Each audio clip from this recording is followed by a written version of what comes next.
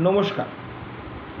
অনেকেই জানতে চেয়েছেন যে শ্যুট কীভাবে তাড়াতাড়ি শেষ করা যায়, এবং এটাও বলছেন তারা অন্যান্য অনেকের ভিডিও দেখেছেন, সেখানে শুনেছেন নাকি 3 মাস, 4 মাস, 5 মাস, 6 মাসের মধ্যে শ্যুট ডিগ্রি করিয়ে দেওয়া যায়, শ্যুট শেষ হয়ে যায়। শুনুন, একটা কথা আপনাদের বলি, কখনোই ওইভাবে হয় না। 5 মাস 6 মাসের মাথায় কখনো শ্যুট ডিগ্রি হয় না। যেই বলুক সেটা আননেসেসারি, সে তার প্রচার চাইছে। যাই হোক, আমি ওই দিকে যেতে চাইছি না, কিন্তু একটা কথা মনে রাখবেন, শ্যুটের অনেকগুলো ভাগ আছে। ফার্স্টে আপনি প্লেন ফাইল করলেন, তারপরে এসআরএডি মানে সার্ভিস রিটার্ন এডি কার্ডের ডেট পড়বে। সেটা বলতে আপনাকে বোঝাবে কোর্টে আপনি রিকুইজিট জমা দেবেন প্লেনটার সঙ্গে, এবং সেইটা প্লেন আপনার 2 কপি সমন এবং আরেক কপি রেজিস্টার্ড পোস্টের জন্য লাগবে। 2 কপি সমনের সঙ্গে একটা প্লেন যাবে, এবং যেটা আপনার স্পিড পোস্টের জন্য বা রেজিস্টার্ড পোস্টের জন্য সমন যাবে, তার সঙ্গে একটা প্রিন্টের কপি যাবে। বেলিফ আপনার 2 কপি সমন এবং একটি প্লেন্ট এর কপি নিয়ে ল্যান্ডলর্ডের যে ডিফেন্ডেন্টের যে অ্যাড্রেস দেওয়া আছে সেখানে যাবে। সেখান থেকে যদি ডিফেন্ডেন্ট নিয়ে নেয় ভালো কথা, আর যদি ডিফেন্ডেন্ট না নেয় তাহলে কেন নেয়নি একটি নোট করে বেলিফ কোর্টে জমা করবেন। আর স্পিড পোস্টে যেটা আছে সেটা আপনাদেরকেই কোর্ট থেকে তুলে ছাড়তে হবে, এবং সেখানে যদি দেখা যায় ও সমনটা ধরলো ডিফেন্ডেন্ট, তাহলে সার্ভিস হবে। আর যদি লেফট বা আনক্লেম বা নট ফাউন্ড বলে ফেরত আসে, তাহলে কিন্তু সার্ভিস হবে। এই প্রথম স্টেপটাতেই আপনার মোটামুটি 2 থেকে 2.5 মাস কি 3 মাস চলে যায় সমনটা সার্ভিস করাতে। এবং সমন যদি একেবারে ধরে নিল, তাহলে সমনের যে ডেটটা আছে সেই ডেটে ধরুন 2 মাস বা 1.5 মাসের মাথায় তার কোর্টে অ্যাপিয়ার করবে। এবার এখানে একটা আইন হচ্ছে যে তাকে 30 দিনের মধ্যে ডাব্লিউএস ফাইল করতে হবে, আর যদি 30 দিনের মধ্যে সে রিটেন স্টেটমেন্ট ফাইল করতে না পারে, তাহলে তাকে এক্সপ্লেনেশন দিয়ে টোটাল 4 মাসের মধ্যে ডাব্লিউএসটি ফাইল করতে হবে। সেক্ষেত্রে হয়তো কোর্ট কিছুটা কস্ট করতে পারে। 4 মাসের বেশি হয়ে গেলে তাকে এক্সপ্লেনেশন দিতে হবে, এবং হেভি কস্ট দিয়ে অনেক সময় রিটেন স্টেটমেন্ট অ্যাকসেপ্ট হয়। তাহলে এদিকে গেল মোটামুটি 1.5 থেকে 2 মাস সমন সার্ভিসে। তারপরেও ধরুন 1 থেকে 1.5 মাস বা 4 মাস maximum time written statement file করা, 4 আর 1.5 5.5 মাস ধরুন। তারপর রিটেন স্টেটমেন্ট ফাইল হলো। রিটেন স্টেটমেন্ট ফাইল হওয়ার পরে মোটামুটি 1.5 থেকে 2 মাস অন্তর সাজেস্টেড ইস্যুর ডেট পড়বে। সাজেস্টেড ইস্যু বলতে বোঝায় যে কত তাড়াতাড়ি কোন কোন পয়েন্টে বিচার হবে সেইটা জট ডাউন করে কোর্টে জমা করা, মানে কোন কোন ইস্যুর ওপর বিচার হবে সেটাকে বলা হয় সাজেস্টেড ইস্যু। সেটা লয়ার অফ দ্য প্লেন্টিফ এবং লয়ার অফ দ্য ডিফেন্ডেন্ট জমা করে, এবং সেক্ষেত্রেও 2-3টে ডেট পাওয়া যায়। ধরুন আরও 2-3 মাস, তাহলে ওদিকে হলো আপনার 5.5 মাস, এদিকে ধরুন 3 মাস, মিনিমাম 8.5 মাস।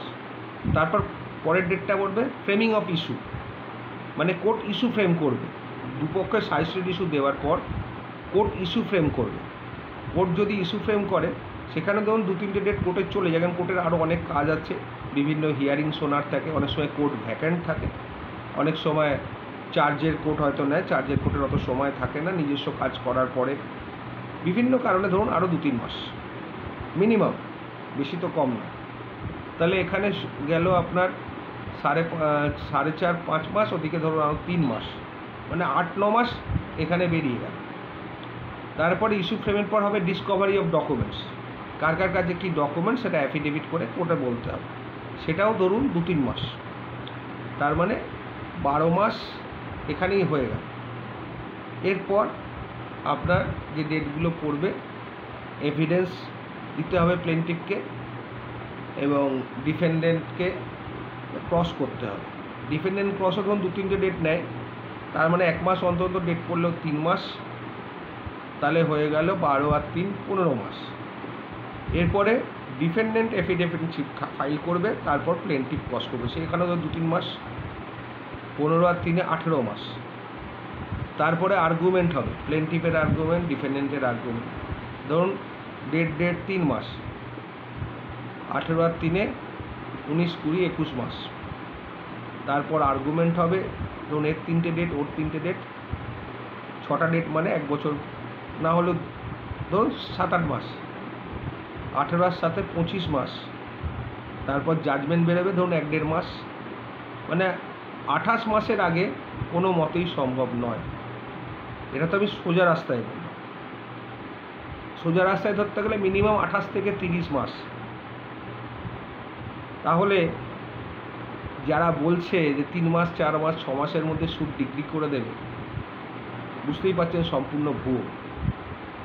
এই ভুয়োর চক্করে কিন্তু পড়বেন না। প্রভূত অর্থ ব্যয় হবে, কাজের কাজ কিছু হবে না, কারণ কেউ লিখিত গ্যারান্টি দেবে না। গ্যারান্টি দিলেও আপনি কিছু করতে পারবেন না। এরপর এটা আমি সোজা রাস্তার হিসেব দিলাম। এবার ধরুন প্লেনটা কিছু ভুল হলো, প্লেনটিফ অ্যামেন্ডমেন্টের অ্যাপ্লিকেশান করলো বা ডিফেন্ডেন্ট রিটিন স্টেটমেন্ট ফাইল করলো, সেখানে কিছু ভুল হলো, সেখানে অ্যাপ্লিকেশান করলেন। এই অ্যাপ্লিকেশান, তার জবাব, তার রিপ্লাই চলতেই থাকছে। তারপর ধরুন যদি উচ্ছেদের মামলা হয়, কমিশন অ্যাপ্লিকেশান আছে, এক একটা মামলা এক এক রকম। মানে মোটামুটি ধরে রাখুন যদি এক্সপার্টিও হয় তাহলেও কিন্তু 1.5-2 বছর লেগে যাবে। 1.5 বছর তো ধরেই রাখুন মিনিমাম, তার আগে হয় না। সুতরাং এক্ষেত্রে আমাদেরও কিছু করার থাকে না, কারণ এই স্টেপসগুলো সেই ব্রিটিশ আমল থেকে চলে আসছে। তার কোনো শর্ট অ্যান্ড ফর্ম হয়নি। তবে আগে যেটা ছিল যে ডাব্লিউএসের কোনো স্পেসিফিক টাইম লিমিট ছিল। এখন যেমন 30 ডেজ আছে, 90 ডেজ আছে, ইত্যাদি ইত্যাদি। তখন হয়তো আমরা দেখতাম যখন আমরা জুনিয়র স্টেজে এসেছি তখন তো 5-6 বছর ধরে ডাব্লিউএসেরই ডেট পড়ে যাচ্ছে, মিনিমাম 5-6-7 বছর ধরে ডাব্লিউএসেরই ডেট পড়ে। সেই থেকে কিন্তু মামলা অনেক স্পিডি হয়েছে। কিন্তু কেউ যদি বলে মামলাটা ম্যাজিক আমি 5 মাস 6 মাসে শেষ করে দেবো, কোনো দিন সম্ভব নয়। এরপর আসি কীভাবে মামলাটা তাড়াতাড়ি করতে পারবে।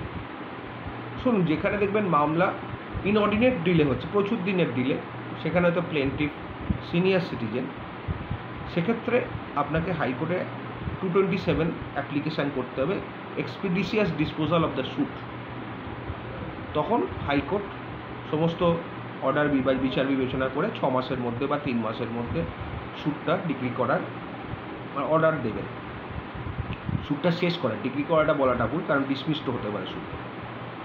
এইটা একটা করতে পারেন। কিন্তু একটা জিনিস মাথায় রাখবেন, কোনো ইন্টারিম অ্যাপ্লিকেশান পেন্ডিং থাকলে কিন্তু স্যুট তাড়াতাড়ি শেষ হবে না, সেখানে কিন্তু হাইকোর্টও অর্ডার দেবে না। যতক্ষণ না ইন্টারিম অ্যাপ্লিকেশান শেষ হচ্ছে ততক্ষণ কিন্তু মূল স্যুটে শুনানি হয় না। এটা সিভিল রুলস অ্যান্ড অর্ডারেই আছে। সুতরাং আপনাদের যেটা করতে হবে, যদি স্যুট তাড়াতাড়ি করতে হয়, কোর্ট অফিসারদের সঙ্গে তদবির তদারক করতে হয়, বিভিন্ন ব্যবস্থা আছে, সব কিছু ওপেনলি বলা যায় না। এবং আপনাকে যদি ডিলে হয় তাহলে হাইকোর্টে 227 করে এক্সপিডিশিয়াস ডিসপোজাল অফ দ্য স্যুটের অর্ডার করতে হবে। আর প্লেন্টিফদের বিশেষভাবে মনে রাখতে হবে যে প্লেনটা ঠিকঠাকভাবে যাতে ফাইল হয়, তাতে যেন কোনো ভুল না থাকে। প্লেন্টে ভুল থাকলেই আপনাকে অ্যামেন্ডমেন্ট করাতে হবে, তার জন্য ডিলে হবে। সুতরাং প্লেন্টিফকে দেখতে হবে তার পার্টে যেন কোনো ডিফেক্ট বা ডিফল্ট না থাকে। আর ডিফেন্ডেন্ট তো করবেই, কারণ ডিফেন্ডেন্ট ডিফেন্স নিয়েছে, যে কেউ হলেই করবে, সেটা তাকে দোষ দিয়ে লাভ নেই, সে তার ক্লায়েন্টের স্বার্থে করছে। প্লেন্টিফের স্বার্থে প্লেন্টিফের লয়ার লড়বে, ডিফেন্ডেন্টের স্বার্থে ডিফেন্ডেন্টের লয়ার লড়বে। এখানে কাউকে ব্যক্তিগতভাবে হ্যারাস করা বা দোষ দিয়ে লাভ নেই, সবটাই আইনের বিচার, আইনে যেরকম আছে সেরকমই হবে। সুতরাং যারা সিভিল মামলা করেন তাদেরকে বলে দিই, ক্লায়েন্টদেরকে ধৈর্য হারাবেন না। ধৈর্যের জিত হয়, তার সঙ্গে লয়ারের সঙ্গে ভালো সম্পর্ক রেখে চলবেন, তার কাছে জানতে চাইবেন কী কী দরকার না দরকার, লয়ার যেভাবে বলবে সেইভাবে চলবেন, তাতে আপনাদের ভালোই হবে। ঠিক আছে, আজকে এই পর্যন্ত। নমস্কার, ভালো থাকবেন।